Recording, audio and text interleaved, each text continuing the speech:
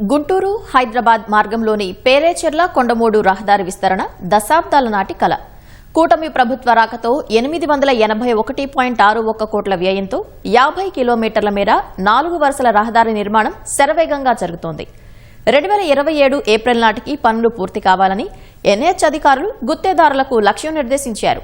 అయితే ఈ మార్గం వాహనాలతో నిత్యం రద్దీగా ఉంటుంది. రహదారి నిర్మాణం చేస్తున్న గుత్తేదారులు కనీస జాగ్రత్తలు, హెచ్చరిక బోర్డులు, నిబంధనలు పాటించకపోవడంతో తరచూ ప్రమాదాలు జరుగుతున్నాయి. ఇప్పటికే కొంతమంది ప్రాణాలు కోల్పోగా చాలా మంది గాయాల పాలయ్యారు.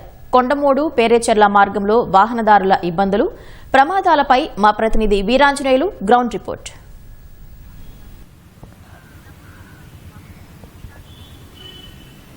ధన్యవాదాలు పవిత్ర.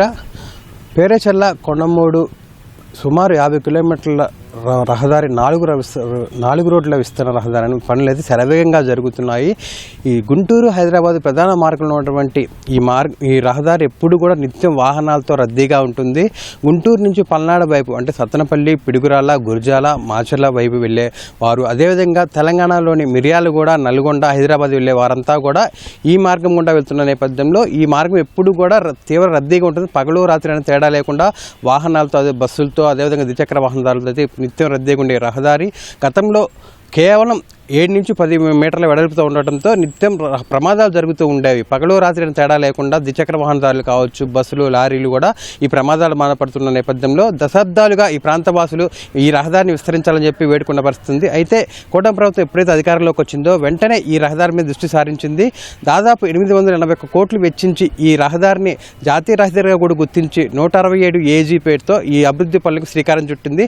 దాదాపు సంవత్సరంన్నరగా ఈ పనులైతే శరవేగంగా జరుగుతున్నాయి. ప్రధానంగా చూసుకుంటే కొండమూడు నుంచి పేరేచెర్ల వరకు ఉన్నటువంటి 50 కిలోమీటర్ రహదారి గతంలో 7 నుంచి 10 మీటర్లు వస్తే సింగిల్ రోడ్డుగా ఉండటంతో దాన్ని ఇప్పుడు 4 లైన్ల రహదారిగా మారుస్తున్నారు.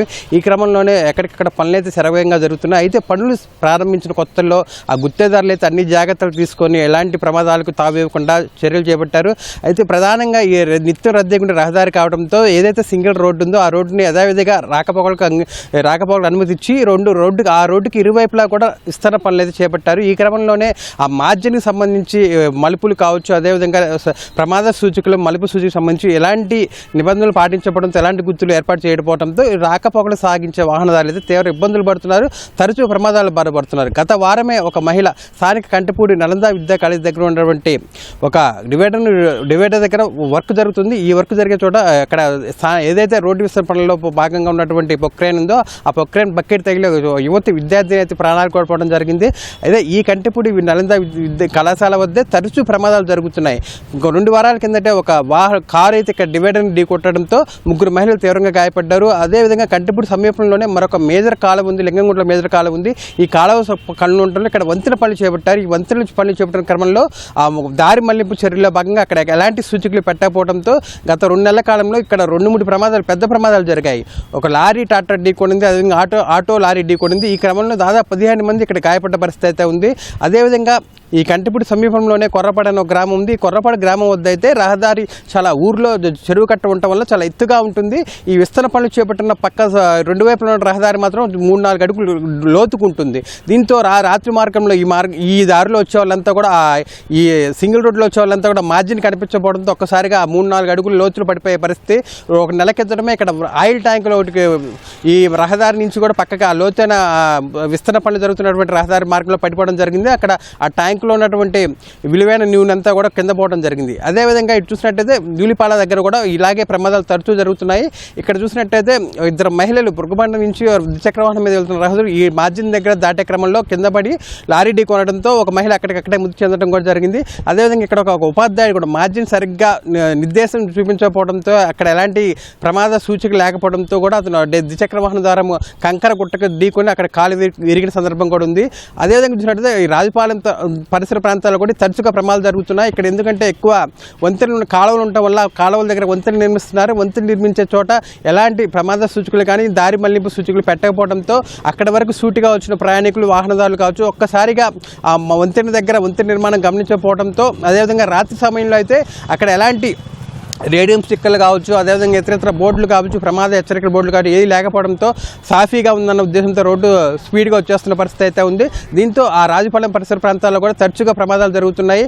ఒక ప్రైవేట్ ట్రావెల్ బస్సు కూడా ఈ రోడ్డు ప్రధాన మార్గం నుంచి కూడా ఏదైతే విస్తరణ పనులు జరుగుతున్నాయో ఆ రోడ్డు మార్గంలోకి పక్కకి వరిగిపోవడం జరిగింది. అదేవిధంగా ఒక లారీ కూడా పడిపోవడం జరిగింది. ఇలా తరచుగా కొండమోహన్ నుంచి రాజుపాలెం, అదేవిధంగా రాజుపాలెం నుంచి సత్తెనపల్లి నుంచి ఈ కొర్రపాటు ఈ మార్గంలో చూసినట్టయితే తరచుగా ఇప్పటివరకు అయితే పదుల సంఖ్యలో ప్రజలు గాయపడ్డ పరిస్థితి అయితే ఉంది. వీరంతా కూడా విస్తరణ పనులు జరుగుతున్నందుకు సంతోషం వ్యక్తం చేస్తూ ఉన్నారు. ఎందుకంటే గతంలో ఎప్పుడు తీవ్ర ఇబ్బందులు పడేవాళ్ళు రాకపోకలకి, అయితే ఇప్పుడు 4 రోడ్ల విస్తరణ పనులు చేపట్టడంతో 4 లైన్ల రహదారి అందుబాటులోకి వస్తుంది. ఇంకా మా ప్రమాదాలకు ఏ ఇబ్బంది ఉండదని చెప్పి వాళ్ళంతా కూడా సంతోషం వ్యక్తం చేస్తున్న పరిస్థితిలో ఇప్పుడు ఈ రోడ్డు విస్తరణ పనుల్లో భాగంగా కనీస జాగ్రత్తలు ఎవరైతే గుత్తేదారులు ఉన్నారో ఆ గుత్తేదారులు కనీస జాగ్రత్తలు తీసుకోవట్లేదు. అంటే పనులు దాదాపు చివరి దశకు వచ్చాయి. రోడ్డుకు 2 వైపులా కూడా పూర్తయినాయి. కానీ ఆ డివైడర్ నిర్మాణ పనుల్లో భాగంగా తగు జాగ్రత్తలు తీసుకోవట్లేదు. అక్కడ డివైడర్గా ఉన్న ఆనవాళ్ళు కానీ అక్కడ ఎలాంటి ప్రమాద హెచ్చరికలు కానీ కనీసం రేడియో స్టిక్కర్లు కానీ ఏర్పాటు చేస్తే బాగుంటుందని చెప్పి కూడా వాహనదారులు కోరుతున్నారు. ఎందుకంటే రహదారి 2 వైపులా కూడా దాదాపు పూర్తయిన నేపథ్యంలో ఎలాంటి రాకపోకలకు అంతరాయం కలిగించకుండా గుత్తేదారులు అయితే 2 మార్గాలని అంటే రాకపోకలకు అనుమతి ఇచ్చారు. ఈ నేపథ్యంలో వాళ్ళు వేగంగా చూస్తున్న పరిస్థితి. ఈ నేపథ్యంలో ప్రమాదాలు జరుగుతున్నాయి. సో ఇక్కడైనా సరే రహదారిని విస్తరించే క్రమంలో అటు అధికారులు అయితే పూర్తి స్థాయిలో తగు జాగ్రత్తలు తీసుకొని సూచికలు ఏర్పాటు చేసి డివైడర్లు రేడియం స్టిక్కర్లు ఏర్పాటు చేయడం వల్ల ప్రమాదాలు అరికట్టవచ్చు అని స్థానికులు వాహనదారులు కోరుతున్నారు. కేవలం ఆలీతో వీరాంజనేయులు, ఈటీవీ న్యూస్, వావ్ టు స్టూడియో.